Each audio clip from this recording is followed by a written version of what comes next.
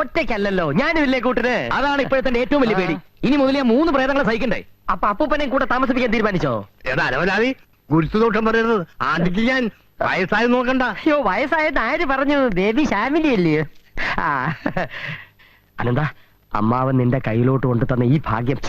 ദാ, അങ്ങോട്ടല്ല എന്ന് പറഞ്ഞ് നീ തട്ടിക്കളയരുത്. അമ്മാവൻ എന്തെങ്കിലും കണ്ടുകൊണ്ടായിരിക്കും ഇതിന് ഇറങ്ങി പുറപ്പെട്ടത്. ഏട്ടനെ കുറിച്ച് വേണ്ടാത്തൊന്നും പറയണ്ട. ഇത്രയൊക്കെ ആയിട്ട് അമ്മ പഠിച്ചില്ലല്ലോ.